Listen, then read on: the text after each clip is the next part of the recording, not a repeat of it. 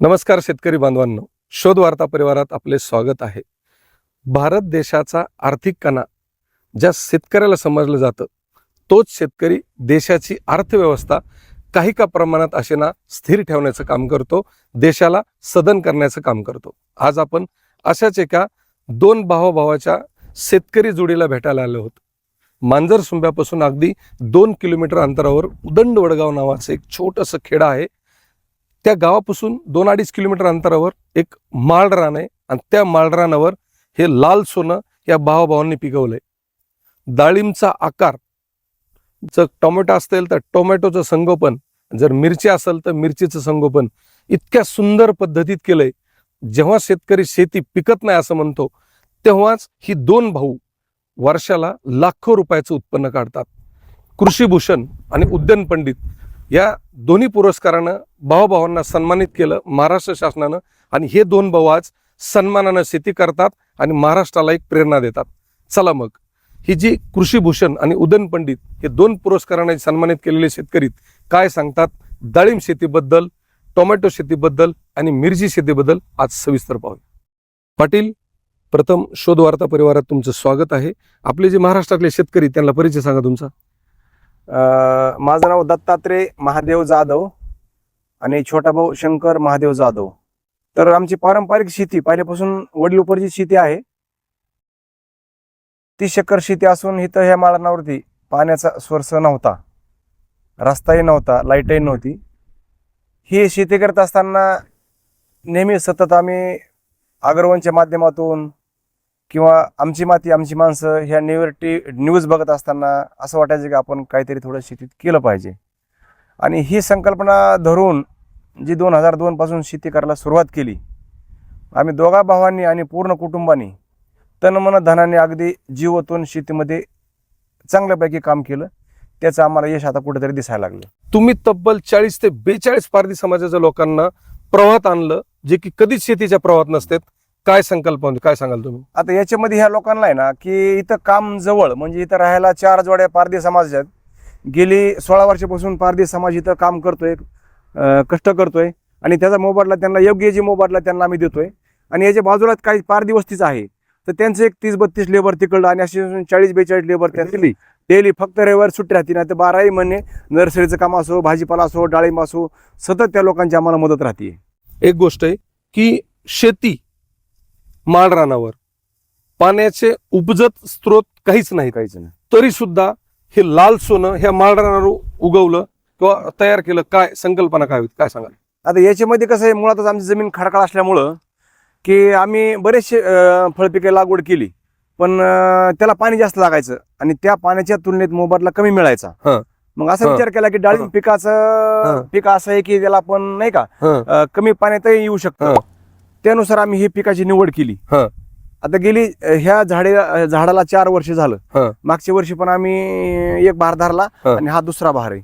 तर ह्या डाळिंबमध्ये आम्हाला ठीक वाटायला लागलं किंवा सध्या तर परिस्थिती ठीक आहे. आता याच्यामध्ये काय व्हायला लागलं की आता डाळिंबामध्ये आहे रिस्क पण आहे किंवा वातावरणाचा बदल आहे, पण आता काय होतं यांत्रिकरण निघल्यामुळं आम्हाला याच्यामध्ये थोडं बरं वाटायला लागलं डाळिंबमध्ये. अच्छा, आता हे किती एकर मध्ये डाळिंब आहे? आता आमचं टोटल 10 एकर वरती आहे, पण आता हार्वेस्टिंगला 3 एकर आलेले, अजून एक 15-20 दिवस बाकी आहे मालाला. बाकी 7 एकर आता पूर्ण मॅट टाकून ते अगदी शेणखत भरून वगैरे कम्प्लिटली हार्वेस्टिंगला हे 3 एकर. हे 3 एकर आले आणि 7 एकर आता 1 वर्ष झाड झालेत ते. अच्छा, तर पुढच्या वर्षी त्याला बहार धरायला हरकत. वाण कोणतं आहे? हे भागवतली सिलेक्ट केलेली व्हरायटी आहे, शरद किंग नावाची व्हरायटी आहे. अच्छा, भागवतलाच आहे तो, पण ती शरद किंग त्याला सिलेक्ट केलेली व्हरायटी आहे. एवढा माल लागला ह्याला, तुम्हाला सांगतो. एक तुमची परवानगी असली तोडू का? थोडा साहेबाच्या परवानगीने तोडतोय बरं का, नाही तर पुन्हा खाली कमेंट तोडली. हे पहा, शरद किंग नावाचा आव्हान आहे. 3 एकर मध्ये झाड किती ते? 3 एकर 930 झाड आहेत. 930. अंतर कसं आहे? 10 बाय 14 आहे. 10 बाय 14. 10 बाय 14 वर 900 झाड. 900 झाड. ओके. आता हे म्हणजे किती दिवसात फळाला आलेलं हे? अजून एक 22 ते 25 तारखेला हार्वेस्टिंग करण्याची योग्य वेळ येते त्याची. 22 ते 25 तारीख उद्याची 25 तारीख. 25 तारीख म्हणजे आता हे 25 जुलै. आता मला सांगा की डाळिंब म्हणलं की रिस्क आहे, कारण भाव म्हणा किंवा मग सगळ्या गोष्टी म्हणा किंवा तोडायच्या टायमाला ह्याच्यावर डाग पडतो वगैरे त्याबद्दल काय सांगाल तुम्हाला? कारण ह्याच्या वेगळं डाग नाही. काय होतं, वातावरणाचा जो बदल हा, आहे तो वातावरणाचा बदल कमी जास्त झाला की थोडं स्प्रे देणं, पाऊस थांबला की त्याला स्प्रे देणं, ह्या गोष्टी करणं भागच पडतं. नाही तर मग काय होतं, चांगल्या मालाची क्वालिटी म्हणजे डाऊन होऊन जाते. अच्छा. आणि वातावरण ढगाळ वातावरण किंवा झिमझिम पाऊस आटला तर त्याला ते बुरशीनाशक स्प्रे द्यावाच लागते त्याला. अच्छा. हे डाग पडू नये म्हणून विशेष काही काळजी घेतात का? नाही, विशेष काय नाही स्प्रे असतात बुरशीनाशक मध्ये. फक्त सगळ्यात महत्वाचं काय आहे की डाळिंबमध्ये 70% जवळपास आपण जर ऑर्गॅनिकचं मटेरियल वापरलं तर डाळिंबाला झाडाची टिकवण शक्ती राहते. आणि त्यात शेणखत थोडं जास्त स्लरी वगैरे शेणखत दिलं तर झाडाला बऱ्यापैकी राहतं. म्हणजे अच्छा. रासायनिकचा जो खर्च आहे तो कमी टाळून शेणखताचा थोडा खर्च स्लरीचा केला तर फायदेशीर राहतं. आता मला सांगा, शेतकरी पिकवण्यासाठी खूप सक्षम आहे, पण विक्रीसाठी असं म्हणतात लोक की शेतकरी कमी पडतो. तुमचा अनुभव काय सांगा? नाही, बरोबर आहे. काय होतं, आपण जर हा माल आहे, हा माल आपण एवढी क्वालिटी आणतोय, याला कमीत कमी 6 महिने झटतोय. टोमॅटो असेल, टोमॅटोला 3 महिने झटतोय. पण आपण ज्यावेळेस मार्केटला माल घेऊन जातो त्यावेळेस आपला माल जर समजा 300 रुपये कॅरेटने विकला, गृहीत धरा, टोमॅटो असेल, वांगे असेल किंवा अजून कुठून असेल, तर आपण विकलेला माल 300 रुपये कॅरेटचा समोरचा घेणारा व्यापारी डायरेक्ट 600 रुपये एका दिवसात करतो. तो एका दिवसात फक्त जागा बदल करायची. खूप मोठी शोकांतिका आहे. जो शेतकरी राबतो, रात्रंदिवस कष्ट करतो, राखण करतो, त्याची देखभाल करतो, त्याला फक्त 300च मिळतात. आणि एक दिवसात जो व्यापारी खरेदी करतो तो डायरेक्ट ग्राहकाला मात्र कमी मिळत नाहीये. ग्राहकाला डायरेक्ट तो 600 रुपयेच करतो एका कॅरेट. 300 डायरेक्ट 600. म्हणजे ही पण कुठेतरी थांबलं पाहिजे, असं एक मला विनंती आहे शासनाला सुद्धा. किंवा ही कुठेतरी जो लाभ मिळायचा, जो कष्टकरी शेतकऱ्याला मिळायचा, तो न मिळता तो व्यापाऱ्याला मिळतोय आणि ग्राहकाला पण ते त्याला महागच घ्यावं लागतंय. म्हणजे शेतकऱ्याला कमी भावात आणि ग्राहकाला मिळायचा तो महागच मिळतो. पण हे जे एक दिवसात ही कमावता, ही कुठेतरी थांबली पाहिजे साखळी याची. 100% थांबले. आता तुमचं एवढं हे पहा, किती वजन असतं साधारणतः? 500 ग्रॅम. याचं 400 ग्रामचं वजन आहे. आता हे 400 ग्रॅमचं डाळिंब आहे. 400 ग्रामचं वजन भरतं याचं. बघा कुठंही एकदम ही जी फ्रेशनेस आहे एक नंबर. बघा, आणि असं एक नाही, 900 झाड आहेत 3 एकर मध्ये. आणि तुम्ही कुठलं एकच नाही, हे झाड दाखवा. हे पहा, कुठल्या जरी झाडाला गेलात तर हे पहा, हे असं बघा. हे म्हणजे हे पहा, कुठल्याही झाडाला जरी गेलात सुंदर फळं आणलेत. आणि ही जी कष्ट आहे. आता पाटील एक सांगा की आता तुम्ही एवढं माल हार्वेस्टिंगला आलात, हे 15-20 दिवसात माल हार्वेस्टिंगला आहे, विक्रीचं काय व्यवस्था नियोजन काय केलंय तुम्ही? नाही, आता व्यापारी येतात जागेवर. पश्चिम बंगालचे व्यापारी येऊन गेले, संगमनेरचे येऊन गेले, नाशिकचे येऊन गेले. तर त्यांनी 150 ग्रॅम प्लस म्हणून 180 रुपयाने स्वतः मागितलंय. म्हणजे 150 ग्रॅमचे पुढचे? 150 ग्रॅमच्या पुढचं फळ 170 रुपयाने स्वतः मागितलंय जागेवर. जागेवर. अजून भाव काय आम्ही केलेला नाही, अजून वेळ आहे ह्याला. त्याच्यामुळं आता उद्या काय रेट राहतील सांगता येत नाही. पण 180 रुपयांनी त्यांनी स्वतःहून मागितलं. एकाने 70 ने मागितले, एकाने 80 रुपयांनी मागितलं. म्हणजे 180 पेक्षा कमी देऊ शकत नाही? नाही. आता हो का, रेट काय होतील उद्या माहित नाही. पण आजच्या रेटला 10 दिवसात जर माल फुगण्याची शक्यता आहे, पूर्ण कलर येण्याची शक्यता आहे, 200 प्लसच माल जाईल असं आमची अपेक्षा आहे. बघा, साधारणतः माल किती निघेल इथे अंदाज? 28 ते 30 टन माल अपेक्षित आहे. बघा, 200 सोडा पाटलाचं आणि 100% 210 पाटलाची डाळिंब जावं ही खरंच पांडुरंगा चरणी आमची प्रार्थना आहे. आपण 180 रुपयांनी धरा, 30 टन माल. सोपी कन्सेप्ट आहे. हे माळ रान आहे. तुम्हाला आता इथं चिखल आहे, आम्हाला तुम्हाला उकरून दाखवत आहे ना, खडक आहे, कम्प्लीट खडक आहे खाली इथं. आणि सगळं शेततळ्यावर मॅनेज, सगळं शेततळ्यावर. 20 एकर पूर्ण भाजीपाला शेततळ्यावर, दुसरं पाणी नाहीये. शेततळ कशाने भरतात ते? नाही, भरायचा सोर्स केलेला आहे. ज्यावेळेस माननीय आपले सुनील केंद्रेकर साहेब जिल्हाधिकारी होते, त्यावेळेस शेतावर व्हिजिटला द्यायला आले होते. त्यावेळेस त्यांनी आम्हाला इथं विचारलं पाण्या सोर्स काय. त्यावेळेस छोटं शेततळ होतं. मग त्यांनी नाला विचारला, इथं नाला आहे का म्हणून. तर मग मी म्हणलं आहे नाला. मग इथून साहेब स्वतः नाल्यावर पायी गेले केंद्रेकर साहेब. आणि नाल्यावर बघितलं असताना त्यावेळेस त्यांनी साखळी बांधारे 3 आम्हाला दिले. तर आमची अशी परिस्थिती की आमच्या बाजूच्या शेतकऱ्यांची पण आणि आमची पण 1 किलोमीटर पाण्याला पाणी लागतं. हे आम्हाला खूप मोठे सुनील केंद्रेकर साहेबांची पुण्य आम्ही आयुष्यभर विसरणार नाहीत. त्या माणसाने सहज शेती बघायला आली होते, त्यावेळेस साखळी बांधारे दिले आणि त्याच्यावर आम्हाला पूर्ण शेततळा भरायला सोर्स खूप मोठ्या प्रमाणात आहे. अच्छा, आता 30 टन माल निघल. कारण हे पहा, माल किती निघल शेतकऱ्याला अचूक अंदाज असतो. कारण एक फळ यांनी जवळून बघितले. आणि विशेष म्हणजे जिल्ह्याचे कलेक्टर सुद्धा सन्मानानंच वागणूक देतात. ही शेतकऱ्याची ताकद आहे. हे सहज होतं का? आणि विनंती हो, फोनवर शेती करू नका, फेसबुकवर शेती करू नका. तुम्ही या जाधव पाटलांच्या या फार्मवर या. ही जी फार्म आहे, हा फार्म नाही, तुम्हाला कृषी संजीवनी ठरेल. कारण इथे येणारा प्रत्येक व्यक्ती इतकी ऊर्जा घेऊन जाईल की तो त्याच्या शेतीत वेगवेगळे प्रयोग केल्याशिवाय निश्चित राहणार नाही. म्हणून विनंती, खाली नंबर बी चलतोय, इथं या, भेटा. आता मला सांगा पाटील की ह्या 3 एकर डाळिंबामध्ये 180 न जरी आपण भाव धरला, साधारणतः उत्पन्न किती निघेल त्याबद्दल काय सांगाल? आता रेट जर असे राहिले हं. एक 10-12 दिवसामध्ये हं. तर एक 40-50 लाख रुपये मिळतील असं अपेक्षा आहे. 40 धरा, 40 मध्ये आपला खर्च किती झाला असं एक ऍव्हरेज रँडम ॲव्हरेज 8 लाख रुपये खर्च झाला 10 लाख धरला, 10 लाख. 30 लाख रुपये उत्पन्न. आणि कुठलाही डाग पण नाही. कधी काय होतं यावर्षी रेट चांगले हं. आहेत. कधी कधी शेतकऱ्याची कॅपॅसिटी अशी पाहिजे की सहन करण्याची पण पाहिजे. अच्छा, चढ उतार राहतो, कधी नुकसान पण होते, कधी फायदा पण होतो. ऍव्हरेज जर पकडलं हा. समजा अप डाऊन बी असू द्या, हं. डाळिंब शेती परवडेल हा म्हणजे काय होतं की सातत्य पाहिजे, हे महत्व. सातत्य पाहिजे. म्हणजे जे म्हणतं शेती म्हणजे आपल्याला जर 2 पैसे मिळले तरी आपण हसायचं नाही आणि कधी गेले तरी रडायचं नाही. हे सातत्य कळ्यावर ठेवलं पाहिजे. म्हणजे हा फार महत्वाचा मुद्दा म्हणजे आहे. काळ्यावर विश्वास ठेवला ठेवला पाहिजे. पाहिजे. थोडक्यात आता आपण थोडक्यात ह्याच्यावर येऊ.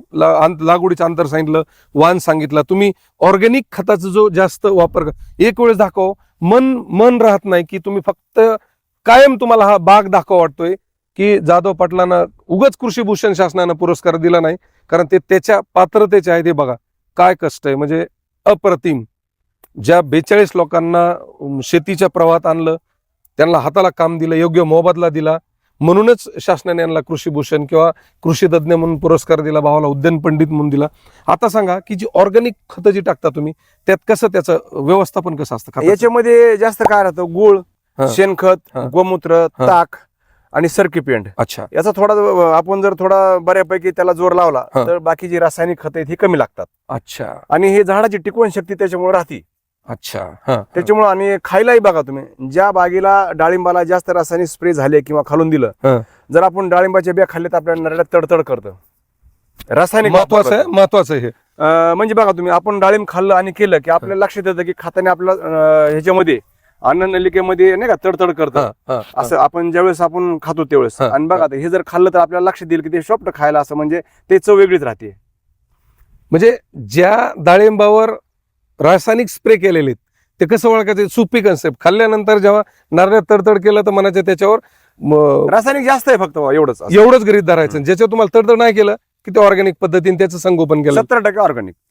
आता पाण्याचं व्यवस्थापन कसं? आता सध्या तर पाऊस चालू आहे, पण उन्हाळ्यात तुम्हाला संगोपन करताना जड जात असेल, कसं नियोजन असतं? नाही, आता याला बघा 3 दिवसाला पाणी देतो आम्ही, 2-3 तास. म्हणजे पाणी कमीच आहे, हा. कारण आमचं पूर्ण क्षेत्र 20 एकर आम्ही शेततळीवर भिजवतो. हा. त्याच्यामुळे आम्हाला 20 एकर आणि हे पीक येतंय कमी पाण्यात, काही अडचण येत नाही याला. अच्छा. हा. आता ह्याच्यात भरपूर गवत दिसतंय. हो. काही लोक म्हणतात की शेती स्वच्छ असली पाहिजे, तो खरा शेतकरी. इथं तर गवत जास्त दिसतंय. नाही, याच्या फक्त तुम्हाला ह्याच बागेत दिसल, हा. बाकी पूर्ण स्वच्छता दिसल. कारण काय आहे, याच्यामध्ये जर जास्त पाऊस झाला, जास्त वलावा झाला, हा. तर याचा जी वलावा आहे हा. हा डिवाइड म्हणजे हा तणाकडे येतो, बरोबर, तण पण ते वलावा येतो. बरोबर. त्याच्यामुळे त्याला ते मदत करतं तणाच्या मुळ्या, डाळिंबाच्या मुळ्यासाठी. त्यासाठी वलावा हे घेतं, त्याच्यामुळे हे तण ठेवायचे, म्हणजे जास्त वालावा तिथं नाही राहायला नाही पाहिजे, राहायला पाहिजे. ह्याच्याकडे आला पाहिजे. हा, असं. हे बघा, नाही तर आतापर्यंत खाली काही फेसबुकवर शेती करणे म्हणले असते, अरे गुडघे इतकं लिहितं नाही हा, त्याच्यात, हा. आणि काय चाललंय हे. अशा पद्धतीचं आहे. आता ही जी डाळिंब जाणार आहे ही कुठल्या बाजारपेठेत जाईल असं काही? नाही, आता दोघांचा म्हणाल एक्सपोर्ट माल तुमचा क्वालिटीचा आहे, एक्सपोर्ट होणार आहे. 100% होण्यासारखं आता आहे. 3-4 व्यापारी येतात, बघतात. आता कोण घेतो माहित नाही. हा. जे 2 पैसे लावेल त्याला आपण माल देणार आहेत. बरोबर. मग आता एक्सपोर्ट करतो का काय करतो माहित नाही. हा, हा, हा. आता एक गोष्ट आहे की ह्याच्यावर ऑर्गॅनिक पद्धतीने जरी केलं तर डाळिंबावर खास करून कोणकोणते रोग पडतात, त्याचे उपाययोजना कशी असते? नाही, त्याचे डाळिंबावर जे काय होतं, सुरुवातीच्या फुलकळी निघता वेळेला हा. त्यावेळेस पहिलं थ्रेप्स म्हणजे छोटे छोटे कीटक असतात ते. हा. जर ते कीटक आपण त्यावेळेस त्याचा स्प्रे नाही झाला हा. तर त्याचे जी काय परिणाम असतात, हा. ज्वारीवाणी फळ असताना, हा. ज्वारी बाजरीवाणी फळ छोटे असताना, छोटे छोटे. तर त्यावेळेस जर त्याच्यावर थ्रिप्स अटॅक आला हा. तो समजत नाही आपल्याला, दिसत नाही. हा. मग ते जाणून घ्यायचं आपण की ह्याला त्यावेळेस तो अटॅक पडणार आहे, हा. मग ते स्प्रे द्यायचे. हम्म. आणि जर तिथं आपण जर कमी पडलो शेतकरी तर त्याचे परिणाम असे होतात. हा. हे बघा, हे परिणाम आहेत त्याचे. लहान अवस्थेत थ्रिप्स अटले ह्या परिणाम आहेत. म्हणजे छोटं छोट्या अवस्थेत झाले, ज्वारी असताना झालेले त्याचे हा परिणाम आहे. आणि ते जर हे व्यवस्थित लक्षात हा, आलं हे आता उशीर लागला, ह्याला स्प्रे झाला नाही. दोन्ही फरक बघा, हे बघा. फरक बघा. बघा त्याच्यामध्ये, ह्याला बिलकुल स्प्रे मध्ये झालेला आहे, त्याच्यामुळे त्याचं आणि हे राहिलं ते हे म्हणजे त्या दुसऱ्या टप्प्यात लागलेला आहे हा बहार. त्याच्यामुळे हे म्हणजे छोट्या छोट्या गोष्टी येतात, हे समजून घेतल्या पाहिजे. ओके. आता ह्याची हार्वेस्टिंग करण्याची काही विशिष्ट पद्धत आहे का? किती टप्प्यात केली पाहिजे किंवा कसं त्याचं कसं नियोजन? नाही, आता माल जवळपास 150 ग्रामच्या प्लसच आहे, 100च्या प्लस आहे सगळा. हा. राहिला तर फक्त 5% माल राहिला तर पूर्ण हार्वेस्टिंग होऊन जाईल. एका टप्प्यात? एका टप्प्यात पूर्ण. अच्छा. ह्याची पॅकिंग वगैरे ट्रे मध्येच देतात? नाही, व्यापारी त्यांची ती पॅकिंग करून घेतात. आपण काहीच करायचं? काहीच करायचं नाही आपण. हे आहेत दत्ता जाधव, यांचे भाऊ शंकर जाधव, दोघे मिळून शेत करतात. त्याच्यामध्ये हार्वेस्टिंगला आलेले 3 एकर डाळिंब आहे. 2 एकर 3 एकर टमाटे आहेत, 1 एकर मिरच्या आहे आणि 7 एकर डाळिंब आता 1 वर्षात झाड म्हणजे टोटल 10 एकर डाळिंब आहे. म्हणजे डाळिंबाविषयी अगदी ह्याच्यापासून तुम्हाला सगळं सांग. आता आणखीन एक डाळिंबाचं, कारण शेतकऱ्याला एक एक गोष्ट कळली पाहिजे. हा फक्त व्हिडिओ नाही, या व्हिडिओमधून लोकांनी काहीतरी घेतला पाहिजे, इथं आले पाहिजेत. तुमचा फायदा नाही ना आमचा नाही, फक्त हे बघितलं पाहिजे. आणि पाणी नसताना शेत तळ्यावर हे सगळे संगोपन आहे. आता हे बेड करताना किंवा हे करताना तुम्ही त्याच्यामध्ये आता पाचट टाकलेलं दिसते मला. हो. हे पाचट कशामुळे टाकलं होते? आता याच्यामध्ये काय होतं की हे आपण जसं मल्चिंग आच्छादन करतो प्लास्टिकचं, त्याच्यापेक्षा आता याच्यामध्ये काय होतं की आता हं. आपण इथं बघू शकतात, हं. हे हे दाखवा. आता बघा इथं आहे ना, हं. याच्यामुळे काय होतं की सेंद्रिय कर्ब वाढतो जमिनीचा. हं. दुसरी गोष्ट याच्या खाली लॅटरल आहे. आता आपण इथं बघू शकतो याच्या मुळ्या पूर्ण वर येतात. अच्छा. हे बघा इथं लॅटरल आलं, हे इथं ओके. लॅटरल आहे. हं. त्या साईडला एक नळी हं. आणि त्या साईडला एक नळी, हं. आणि पूर्ण याच्यामुळे काय होतं, तणाचाही बंदोबस्त होतो थोडा बऱ्यापैकी. म्हणजे तण येत नाही हा, तण येत नाही आणि हा पूर्ण आता कुजून त्याचा कर्ब तयार होईल जमिनीमध्ये अच्छा. ऑर्गॅनिक खताचा. म्हणजे प्रत्येक वर्षी तुम्ही हे टाकताच? हा 2 वर्षाला एकदा टाकतो आम्ही. 2 वर्षाला हं. खत बी होतंय आणि हा, तण बी येत हा. नाही. आता एक गोष्ट आहे, हे डाळिंब झाड दिसते तुम्हाला हा. पाटील, डाळिंब झाडाला तुम्ही खाली मेन कापड बांधलेलं आहे आता प्रत्येक नाही, झाडाला. त्याला काय आहे, हं. तो जे प्रोटेक्शन कव्हर म्हणतात त्याला, हं. तर त्याच्यामध्ये काय केलं आपण की खरबूजवरी झाकलेला कपडा असतो. कशावर? खरबूज वरती हं, हं. खरबूजवर आम्ही झाकतो. पूर्ण आमचं सगळं झाकूनच आहे. अच्छा. आणि जो वेस्टेज कपडा निघलाय हं, तो हं. त्याची बुडं बांधलीत का, तर त्याच्यामध्ये शूट जास्त, वॉटर शूट जास्त निघतात त्याला. डाळिंबामध्ये सगळ्यात महत्वाचं काय, वॉटर शूट निघणे, हं. म्हणजे कोंब निघणे. जास्त कोंब निघते हा, तिथं बांधलं. हा, तर त्याच्यामुळे बांधल्यामुळे तिथं आमचं जवळपास 70% आमचं हे काम बचत झालं. हे ना याचा परिणाम काय होणार नाही. हे बघा, अच्छा. हे बघा, हे असं कुजलं आहे तर? म्हणजे असं आहे ते, म्हणजे परिणाम पण होणार नाही हा. आणि काहीच नाही. हा खरबूजवरचं प्रोटेक्शन कव्हर आहे. अच्छा. आणि तिथं बांधल्यामुळे ह्याला फुटवे जास्त ते फुटते. म्हणजे त्याचं ते जागेवर ते खाली देत नाही कोमारवर, त्याला वेस्टेज याच्यावरची एनर्जी तर जात नाही. असं बघा, तिथं जे कोंब फुटणार आहेत का, ते कोंब फुटून देत नाही. सगळी एनर्जी पिकावर, आणि जिथं तुम्हाला नवीन फुलवारे पाहिजेत तिथंच फुलतात. मला वाटतं हे अर्धा किलो तरी असेल हे. नाही जास्त. हा, आता जास्त असेल. 550 ग्राम आहे तो. बघा हे 550 अर्धा किलोपेक्षा जास्त आहे. हा. म्हणजे आपण जर असा याला हात लावा, ह्याच्यावर कळतं. हे जे व्यापाऱ्यांचं असं आहे ना, हं. आता ही जर असा आपला हात आहे, हं. हा जर बसला हं. आणि याच्यामध्ये 6 बोट बसली, आता हे 7 बोट बसतात, म्हणजे 600 ग्रामचं फळ आहे हे. बघा हे बघा, हे 4 आणि 3 7 बोट बसतात. हे काय लॉजिक आहे बघा. 600 ग्रामचं फळ आहे. हे काय? जर बघितलं परत, हे बघा, हे पण तसंच आहे. हे बघा, बघा आणि काय क्वालिटी आहे बघा. हे बी बघा, म्हणजे तुम्ही कुठेही यावा, कुठेही तुम्ही ह्याला हात लावा, काय फळ एक नंबर जबरदस्त आणलेत. अशा पद्धतीची जाधव पाटलांची शेती आहे. जाधव पाटलांचा स्क्रीनवर नंबर चालतोय, त्या नंबरवर त्यांना फोन करा. फक्त एक विनंती की फोनवर जास्त वेळ घेण्यापेक्षा शेतकऱ्याचा इथं या, बघा, भेटा,